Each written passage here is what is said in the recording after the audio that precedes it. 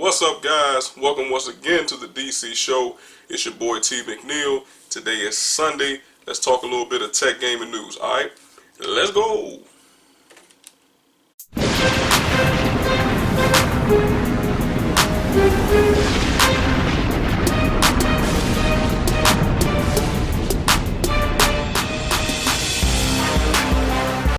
Alright guys, so really quick, not going to take up too much of you guys' time.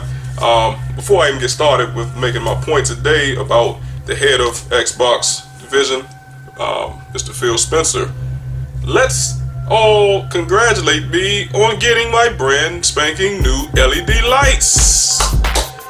Yes, I am super duper excited, guys, about that. You can see the one right behind me. I got the other one right here in the corner. I had to order them, obviously, and actually what I did was I just pretty much got the same lights again. The first set I think lasted probably about, I want to say maybe 8 months or so. I wish it lasted a little bit longer, but I guess that comes with the territory and with the business. Alright, so are they worth a damn? I don't know, but I'm good to go as of right now. Okay, but guys, I want to make a real quick video, man, about again the head of the gaming division of Xbox, that being Mr. Phil Spencer. And I got a really serious gripe, and I got a bone to pick with this guy, man. And the only reason why I say that, honestly, guys, is because his problem to me is all about games. Every time we see Phil Spencer, that's all he says. Oh, we're going to deliver the best and the most bright and innovative games the world has ever seen. Okay, honestly, has he fulfilled his promise? I don't really think so. You guys may feel differently. Make sure you leave me a comment down below in the comment section and let me know. Right now, Microsoft has no exclusive AAA titles. Okay, this is where Sony is killing the video game market right now, man, because Sony has the AAA titles. Okay, they're still cranking them out. Okay, we still have The Last of Us Part 2 that's getting ready to drop, probably next year. We have Spider-Man exclusively to the PlayStation 4 that's getting ready to drop in September. We already have Detroit Become Human that's out now. We've got Days Gone that's coming out in February. You know, we've got a whole slew of other games that's getting ready to drop, especially in 2019. And we all know that the PlayStation 4 is still going to be supported from Sony at least for the next 3 years before the PlayStation 5 is even launched. So Sony is still ahead of the game, man, even though the console sales have slowed down. This is the problem for Microsoft. They have no AAA titles, like I just mentioned. Okay, Gears of War, okay, Crackdown 3, I guess that's still a thing. What else is coming out? We got Anthem that's probably coming out sometime next year. Now that game actually looks pretty decent, I'm not even going to lie. But is it enough to put Microsoft over the top? No. See, the problem Microsoft is facing is this. They keep on relying on their third-party support. Okay, you cannot keep relying on third-party games to sell your consoles. You have to have Microsoft exclusive AAA titles from Microsoft Studios. That's the only way that this thing is going to work. Okay, now games like Alan Wake, you know, games like Quantum Break, which I think was an excellent game. I did play a little bit of it, but the problem with that was the gaming community didn't support that title. That's the reason why, guys, if you don't know by now, there's not going to be a part 2, because the game just didn't get any support. And that was a Microsoft exclusive title. And it's actually, to me, it was a AAA title. But again, you guys have to support the games that these developers are coming out with. The thing is, if you're a Microsoft fan, you know, you got to petition and you got to get together and you got to have a rally cry for these new titles, man. Because like I said, Quantum Break was a prime example. Microsoft tried to come out with a AAA title, something fresh, something new, and the game wasn't supported. Okay, that's a difference to me between Microsoft fans and Sony fans, because at least Sony fans, when a brand new franchise is coming out, or even something that's pre-existing, it's going to be supported. You know what I'm saying? They're going to have a battle cry because they're going to want more. Okay, the developers see these things, okay, via online or whatever the case may be. So what happens next? They're going to develop the next title because the fans want that. Okay, so Microsoft has to find a way to produce more AAA titles. I don't know how many more times I can say that. Nobody really cares about Xbox Game Pass. Now, don't. I'm just a messenger here. Okay, these are just my opinions, but it's an okay service. I understand the value behind it, but that can't just be your only selling point. Okay, nobody wants to continue to play backwards compatible games. I know I don't. You know, nobody wants to continue to play games that have been out for years and years.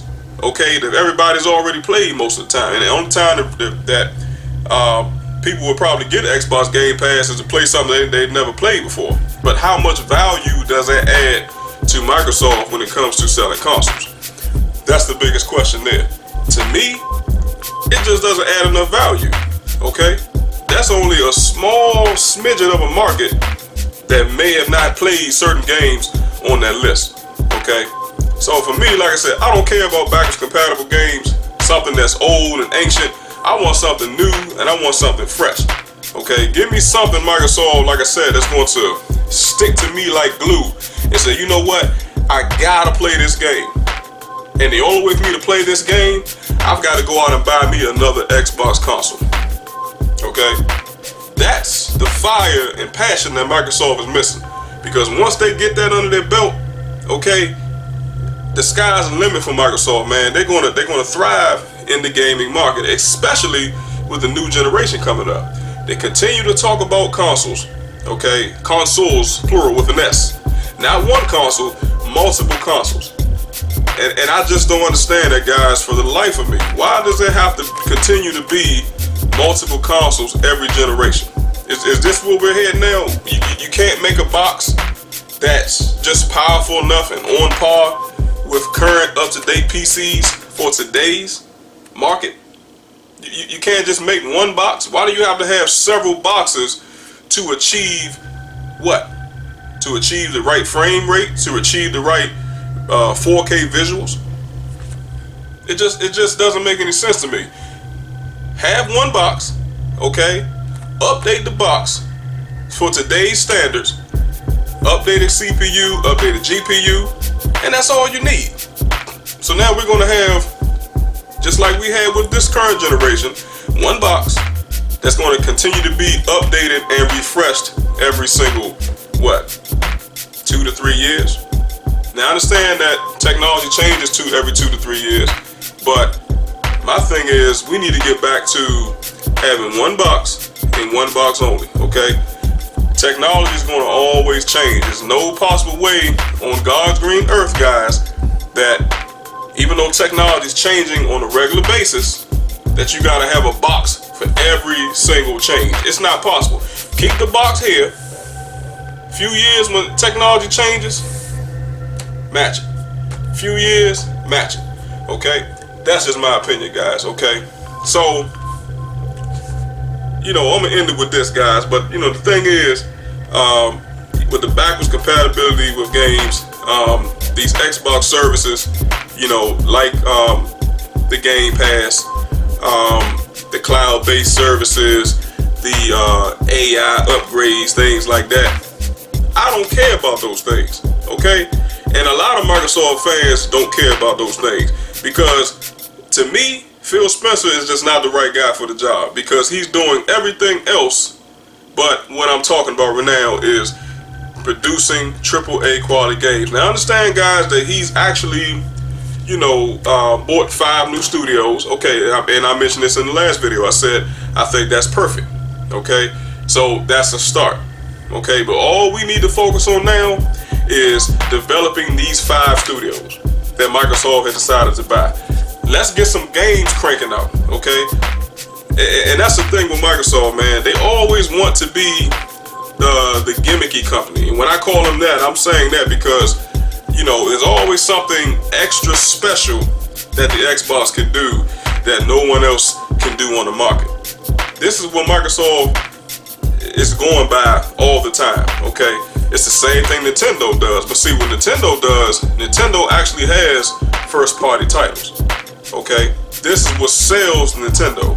Nintendo's never really been good with the third-party support, but their first-party titles have always been strong enough to launch them throughout the generations and throughout the years, okay? So you're always going to have a slew of Nintendo fans. That same formula does not work with Microsoft, okay? Because the third-party titles is already on Sony's PlayStation 4. So you're not really giving anybody exclusivity when it comes to games, okay? So that's what Phil Spencer needs to do, man. We need to scrap all of these extra services because you know you're going to have to pay for them. Okay, let's keep money into the consumer's pockets. Let's invest money into these 5 studios that I just met that we all know that mentioned. Okay, and let's get some AAA titles cranked out. That right there will solve Microsoft's problem in the next generation. But you guys, let me know what you think. All right, I'm not gonna ramble on anymore. That's my personal opinion. I would like to hear yours as well. All right, guys. So do me a favor, make sure guys give a brother a like for this video. It'd greatly be appreciated. Also guys, if you enjoy this content, make sure that you smack that subscribe button. Alright guys, so this is T McNeil from the DC Show. I will catch you guys in the next video, man. Alright, thanks for watching. Thanks for listening.